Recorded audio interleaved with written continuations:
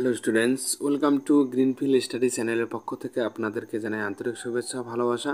তো আজকে আমি তোমাদের সাথে শেয়ার করব পশ্চিমবঙ্গ মধ্যশিক্ষা পর্ষদের নবম শ্রেণীর রায় ও মার্টিন প্রশ্ন বিচিত্রা ছল 2025।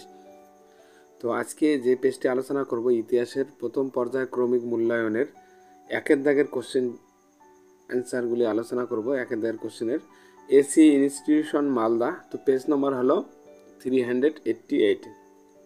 তো প্রথমে আমরা বিভাগ ক আলোচনা করব, তারপরে খ, গ, ঘ, উম এই তিনটে বিভাগ আমরা পিডিএফ আকারে আলোচনা করব। তো বন্ধুরা যারা চ্যানেলটিতে নতুন আসো অবশ্যই চ্যানেলটিকে সাবস্ক্রাইব করবে এবং বন্ধুদের মধ্যে শেয়ার করবে। তো তাহলে আমরা এখন শুরু করব বিভাগ ক।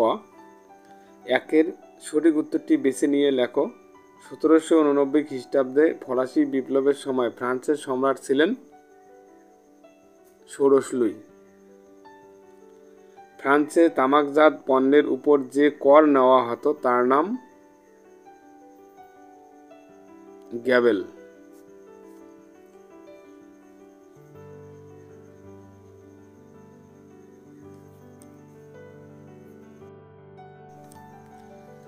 আবার এই গ্যাবেল ছিল লবণ কর। এরপরে দেখো তিনের দাগে ষোড়শ লুই অর্থমন্ত্রী হিসেবে নিযুক্ত করেছিলেন তুর্গকে।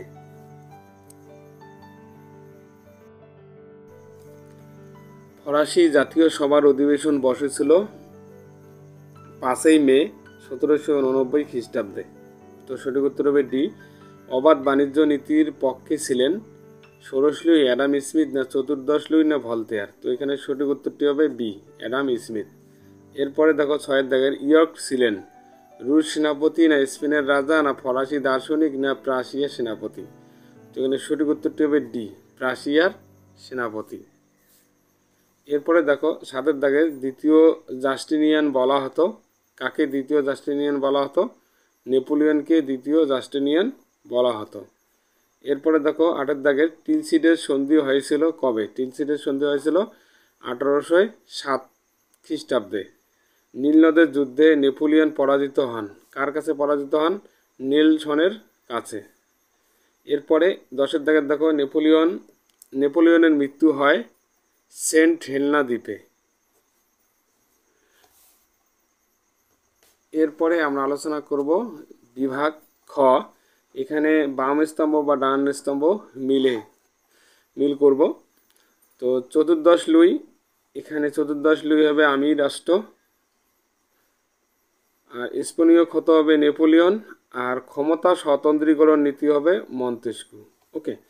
এরপরে দেখো বি দাগের প্রদত্ত মানচিত্রের স্থানগুলি চিহ্নিত করো। তো এগুলি তোমরা করে নেবে। তো আমরা এখন আলোচনা করব বিভাগ গ, ঘ, উম এগুলি আমরা পিডিএফ আকারে আলোচনা করব।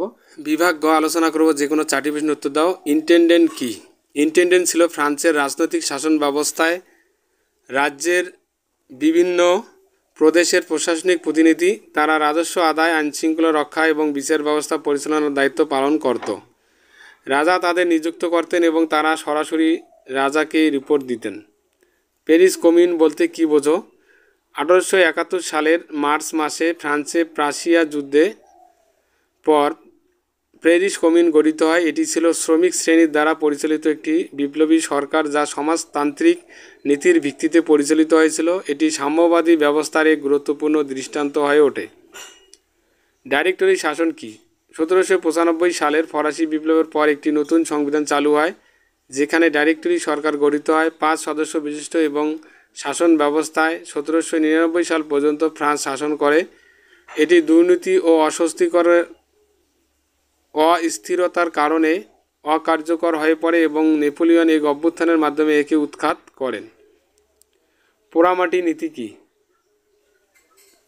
পোড়ামাটি নীতি হলো একটি সামরিক কৌশল যেখানে শত্রুপক্ষের অগ্রযাত্রা রোধ করতে নিজেদের এলাকা ধ্বংস করা হয়। 1812 সালে রাশিয়ার বিরুদ্ধে অভিযানে নেপোলিয়নের সেনাবাহিনী এই নীতির শিকার হয়েছিল, যার ফলে তারা খাদ্য ও আশ্রয়ের অভাবে দুর্বল হয়ে পড়ে।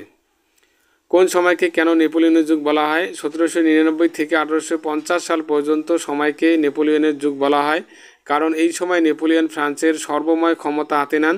তিনি ইউরোপের রাজনীতি, সমাজ ও যুদ্ধক্ষেত্রে বিপুল পরিবর্তন আনেন। তার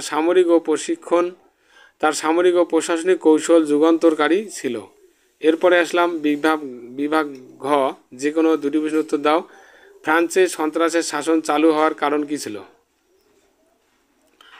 1793 থেকে 1794 সালে রোবসপিয়ারের নেতৃত্বে সন্ত্রাসের শাসন চালু হয়।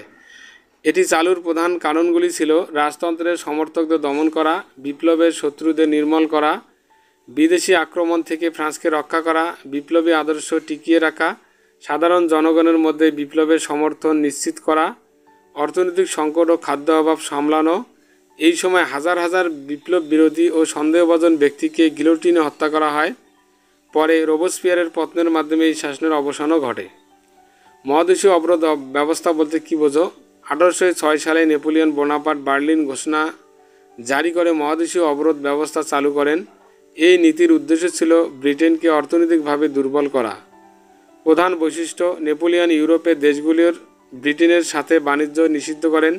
ব্রিটিশ পণ্যের আমদানি ও বিক্রি সম্পূর্ণ নিষিদ্ধ করা হয়। 3 নম্বর, ইউরোপের দেশগুলোকে ব্রিটেনের বিরুদ্ধে একত্রিত করার চেষ্টা করা হয়। 4 নম্বর, ব্রিটেনের অর্থনীতি ক্ষতিগ্রস্ত করে তারা সামরিক শক্তি দুর্বল করার পরিকল্পনা করা হয়। ফলাফল: ব্রিটেন সমুদ্রপথে বাণিজ্য অব্যাহত রাখে, ফলে নীতিটি পুরোপুরি সফল হয়নি। ইউরোপের দেশগুলোর অর্থনীতির ক্ষতিগ্রস্ত হয়, বিশেষত ফ্রান্সের মিত্র দেশগুলো ক্ষতিগ্রস্ত হয়। রাশিয়া এই অবরোধ মানতে অস্বীকার করলে নেপোলিয়ন 1812 সালে রাশিয়া আক্রমণ করেন, যা তার পতনের অন্যতম কারণ হয়ে ওঠে। অবশেষে 1814 সালে নেপোলিয়নের পতনের সাথে সাথে এই নীতির অবসান ঘটে। ফরাসি বিপ্লবে নারীদের অবদান লেখো। ফরাসি বিপ্লবে নারীদের গুরুত্বপূর্ণ ভূমিকা পালন করেছিল। ফরাসি বিপ্লবে নারীদের অবদান: ফরাসি বিপ্লবে নারীরা গুরুত্বপূর্ণ ভূমিকা পালন করেছিলেন। তারা শুধু রাজনীতি সচেতনই হননি, বরং সরাসরি বিপ্লবে অংশ নিয়েছিলেন এবং সামাজিক পরিবর্তনের দাবি তুলেছিলেন। 1 নম্বর, রাস্তায় বিক্ষোভ ও মিছিল। 1789 সালের 5 ও 6 অক্টোবর হাজার হাজার ক্ষুধার্ত নারী ভার্সাই প্রাসাদের দিকে মার্চ করে এবং রাজার কাছে রুটির দাবিতে যে আন্দোলন করে, এটি রাজাকে প্যারিসে আসতে বাধ্য করে। রাজনৈতিক গঠন: নারীরা বিভিন্ন রাজনৈতিক ক্লাব সমিতি গঠন করেন, যেমন society of revolutionary and Republican women অন্যতম গুরুত্বপূর্ণ ছিল। নারী অধিকারের দাবি: অলিম্পিক দ্য গস, নারী ও নাগরিক অধিকারের ঘোষণা, declaration of the rights of women's and of the female citizens রচনা করেন, যেখানে নারীর সম্মান অধিকারের কথা বলা হয়। 4 নম্বর দেখো, সংবাদপত্র প্রচারণা: নারীরা বিপ্লবী পত্রিকা প্রকাশ করেন, যেখানে তারা নিজেদের অধিকার ও মতামত তুলে ধরেন। 5 নম্বর, যুদ্ধে অংশগ্রহণ: কিছু নারী বিপ্লবী সৈনিক হিসাবে যুদ্ধে অংশ নেন এবং রাজতন্ত্রের বিরুদ্ধে লড়াই করেন। 6 নম্বর, নারীদের প্রতি বৈষম্যের প্রতিবাদ: নারীরা শিক্ষা, সম্পত্তির অধিকার ও ভোটার অধিকারের দাবি তোলেন, যা পরবর্তীতে নারীবাদী আন্দোলনের ভিত্তি তৈরি করে। ফলাফল: যদিও নারীরা বিপ্লবে গুরুত্বপূর্ণ ভূমিকা পালন করেন, কিন্তু বিপ্লব পরবর্তী সরকার তাদের অধিকারের বিষয়টি অগ্রাহ্য করে, তবুও তাদের সংগ্রাম আধুনিক নারীবাদী আন্দোলনের পথ সুগম করে। এরপরে বিভাগ যে কোনো একটি প্রশ্ন উত্তর দাও। ফরাসি বিপ্লবে পশ্চাতে রাজতন্ত্রের দায়িত্ব কতটা ছিল? ফরাসি বিপ্লবের অন্যতম প্রধান কারণগুলি ছিল রাজতন্ত্রের ব্যর্থতা। 1 নম্বর, অযোগ্য শাসক: ষোড়শ লুই দুর্বল শাসক ছিলেন এবং সঠিক সিদ্ধান্ত নিতে ব্যর্থ হন।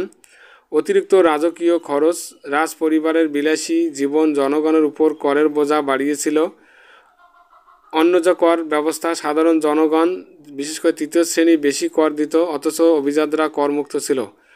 অর্থনৈতিক সংকট: ব্যর্থ অর্থনৈতিক নীতি ও যুদ্ধের ব্যয় দেশকে দেউলিয়া করে তোলে। বৈষম্যমূলক সমাজ ব্যবস্থা: সমাজতান্ত্রিক ব্যবস্থা সাধারণ জনগণকে শোষণ করত। জনগণের মধ্যে অসন্তোষ, সাধারণ মানুষ সমান অধিকার ও গণতন্ত্র চেয়েছিল। 7 নম্বর, সংবিধান সভার ব্যর্থতা: রাজা বিপ্লবীদের দাবিকে সমর্থন না করায় গণবিপ্লব শুরু হয়। 8 নম্বর দেখো, বিদেশি শক্তির হস্তক্ষেপ: রাজাকে সমর্থনকারী বিদেশি শক্তির আক্রমণের আশঙ্কা বৃদ্ধি পায়। রাজতন্ত্রের এইসব ব্যর্থতা ফরাসি বিপ্লবের জন্ম দিয়েছিল, যার ফলে রাজতন্ত্রের পতন ঘটে। 2 নম্বর কোশ্চেনটি দেখো, সম্রাট নেপোলিয়নের অভ্যন্তরীণ সংস্কারগুলি সংক্ষেপে উল্লেখ করো। নেপোলিয়ন শুধুমাত্র এক সামরিক নেতা ছিলেন না, তিনি দক্ষ শাসকও ছিলেন। তার কিছু গুরুত্বপূর্ণ অভ্যন্তরীণ সংস্কার ছিল নেপোলিয়নিক আইন, কোড নেপোলিয়ন যেটাকে বলা হয়। ফরাসি সমাজের সমতা, সম্পত্তির অধিকার ও আইন প্রতিষ্ঠা করে। কেন্দ্রীয় প্রশাসন, তিনি শক্তিশালী প্রশাসনিক ব্যবস্থা চালু করেন এবং সরকারি চাকরির সুযোগ সৃষ্টি করেন। 3 নম্বর ব্যাংক ও অর্থনীতি, ফরাসি ব্যাংক প্রতিষ্ঠা করেন এবং কর ব্যবস্থা সংস্কার করেন। 4 নম্বর শিক্ষা সংস্কার, আধুনিক শিক্ষা ব্যবস্থা গড়ে তোলেন এবং প্রযুক্তি ও বিজ্ঞান শিক্ষায় গুরুত্ব দেন। 5 নম্বর ধর্মীয় সমঝোতা, ক্যাথলিক চার্চের সাথে সমঝোতা করেন। কনকর্ডাট অফ 1801। এরপরে দেখো 6 দাগের পরিবহন ব্যবস্থা উন্নয়ন, রাস্তা ও অবকাঠামো নির্মাণ করেন যা বাণিজ্য ও সামরিক ব্যবস্থাকে সহজ করে। সামাজিক সংস্কার, নারীদের কিছু সীমিত অধিকার প্রদান করেন যদিও তারা সম্পূর্ণ সমতা পায়নি। 8 দাগের গণতান্ত্রিক ভাবধারা, তো জনগণের সমর্থনে আদায়ে গণভোটের প্রচলন করেন। এই সব সংস্কারের কারণে ফ্রান্সের প্রশাসন, আইন ও সমাজ ব্যবস্থা সুসংগঠিত হয় এবং এটি দীর্ঘস্থায়ী প্রভাব ফেলে।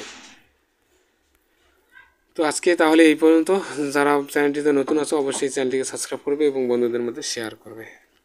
Thank you for watching my video.